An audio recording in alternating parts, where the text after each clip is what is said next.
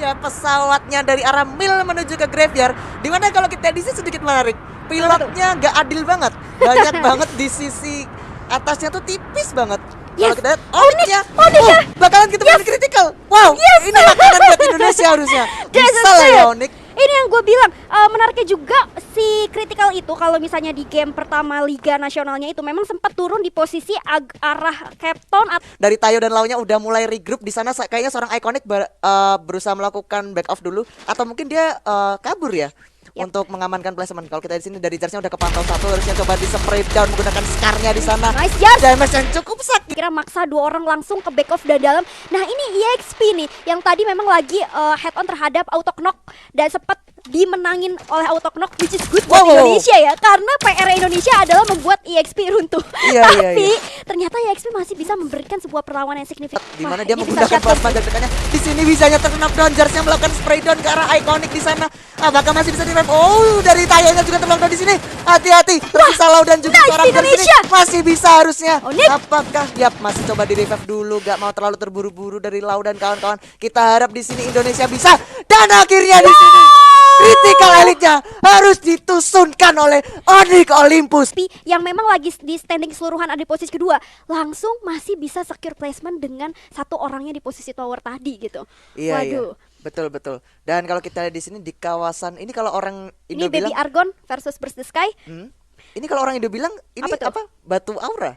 Waduh, memang enak bersatu. Wah, ini bahaya banget sih. V-Gamingnya udah nyamperin ke arah labirin, di mana di situ ada tim for you ternyata bakalan coba dimasukin aja oleh seorang The Club di sini. Bahaya banget, tapi kayaknya udah tahu, harusnya udah sedikit mundur dulu, coba di timer dulu, dimasak dulu geraknya oleh seorang The Club di sana. Tapi masih berusaha dicari dulu posisi, kayaknya nggak ada yang menggunakan clue sih kalau gue lihat di sini. Yes, jadi belum ke spot ya. Oke, kita sabar dulu di sini. Kita masih melihat teman-teman Pakistan melawan Vietnam, dan gue berharap Pakistan bisa ngasih sebuah perlawanan, karena kalau sampai V-Game ke shutdown enak banget buat Indonesia tentunya. Tapi kita lihat dulu, karena ternyata langsung diras begitu aja satu orang. Kan dua is really hard for Pakistan. Dia diwakili oleh tim TG, tapi ternyata tim TG harus gugur di posisi ke-11 menyusul Critical X dari India ya tadi. Yes, bicara soal V-Game nih sebenarnya susah banget ya, karena tadi kalau kita lihat itu 4 versus 2. Jadi udah chance yang besar banget sih untuk V-Gaming memenangkan pertarungan di kawasan labirin. Dan ternyata kalau kita di sini RRQ-nya yang biasanya turun di center of the map di pick ya, dia akhirnya turun juga di kawasan pinggir. Tadi kayaknya di observatory kalau nggak gua. Iya, berarti ini masih sama kayak di Bermuda yang pertama ya.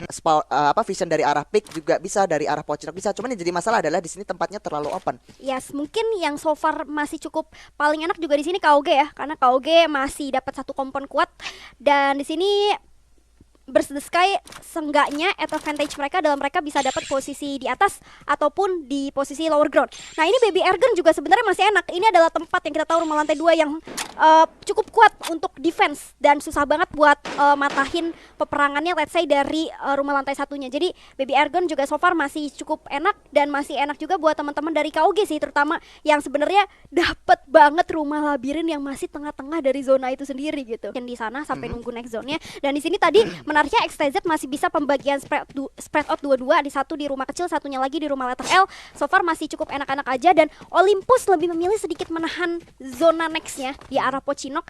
Dia harus, dan yang gue suka dari Olympus adalah mereka ngebiarin fight dulu di arah depan, baru habis itu dia masuk dengan sangat sabar sampai setelah teman-teman yang ada di dalam zona itu udah pada berperang dan gak fokus terhadap posisi Onyx yang tiba-tiba secara sneaky masuk. Dan ini yang berusaha untuk dilakukan sama Olympus ketika dia di Bermuda pertama tuh ya. Dia juga ngebiarin teman-teman dari saat itu dari Critical X, pokoknya ada dua orang yang lagi fight di arah rumah sabun di Bermuda pertama, dan itu ditungguin aja sama teman-teman dari Onyx, dan Onyx jadi third party udah tinggal menonton gitu kan. Yap, dan ternyata di sini tim BTS-nya fokusnya teralihkan oleh tim VGM yang berusaha masuk menggunakan mobilnya sana. Wow, damage yang cukup sakit sekali dari seorang Club di sini, dan BO-nya juga udah melakukan tapping aja. Dan di sini kayaknya Onyx punya peluang untuk menjadi third party nih. Yes, Onyx ketika mendengar suara firing kayak gitu udah langsung gak pengen buang waktu, dia langsung ngambil kesempatan untuk ngambil step ya, biar pertama nggak terlalu di aware, dan siapa tahu bisa steal kill. Tapi ternyata seorang Lau justru harus menerima damage balik. Di sisi lain juga di arah high groundnya itu udah ada Baby Argon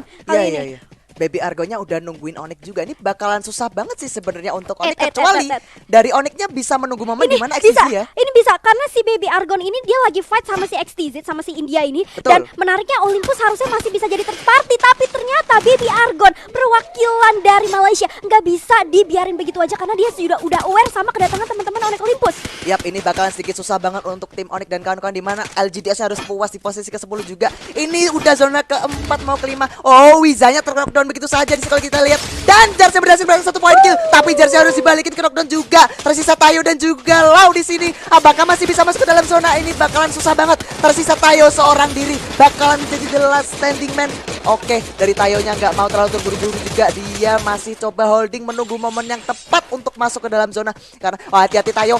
Aduh, move-nya pindah di mana? Dari sini kita lihat RRQ Changchun-nya sepertinya bakalan coba melakukan spray ke arah tim tim XP ternyata. Nice, RRQ nge-shutdown EXP. Tentunya yang memang kita tahu secara standing posisi lagi di posisi kedua. Tapi kita lihat dulu karena itu seorang Chanzu berhasil memberikan satu lagi kah, atau ternyata berhasil di steal kill kali itu. Wow. Akhirnya di sini BTS-nya harus pulang juga. Auto knockout-nya pulang di posisi keempat juga. Di sini RRQ masih bisa buya. Tersisa 3 tim. Come on Indonesia. FF Indonesia bersatu. Come on, komen yang banyak guys. Pokoknya ini Indonesia harus bisa buya sih. 6 poin kill udah diamankan. Baby Argonya juga harus pulang. Tersisa 2 tim. Indonesia harusnya bisa sih. Tersisa RRQ dan juga tim KOG. Ini dia. Pulangkan KOG. Ya, let's go shutdown di KOG from Thailand tentunya, di mana seorang Okanor juga udah ke speed 3-1 karena berusaha untuk men-secure secara placement juga, dan Okanor langsung memberikan sebuah sedikit spread out dari arah yang cukup jauh. Udah ada backup support juga dari 3 teman-teman RRQ Hades dari sisi kanan. Berhasil menok 1 orang lagi terhadap Thailand kali ini. So, Indonesia kita masih berusaha untuk lihat juga dari kapten kita Sangley Galak yang berusaha untuk ngasih backup support dari sebelah kanan, tapi hati-hati di arah depan udah ada yang keras juga dari posisi KOG. Yes, kalau kita di sini lagi Galotnya masih mencoba melakukan distraksinya, coba di spray down di sana, coba dimasak dulu ke granatnya. Oh, Kandernya berhasil mendapatkan suara Osaka di sana. Aduh, granatnya mantul Bapak Galot. Apa yang terjadi? Hati-hati, coba di jump shoot yang cukup baik. Dan 1 di sini langsung diantar Mamun. Tersisa 1 lagi. Come on Indonesia. Kau bisa. Lagi wow, RRQ. Buya di posisi ke-1. Wow, what amazing game. RRQ Hades berhasil mendapatkan buyanya. Galot menjadi MVP dengan 7 poin kill. Wow. Ini dia Galot membuktikan sebuah kapten terkuat di bumi. Dan gimana ya, Man?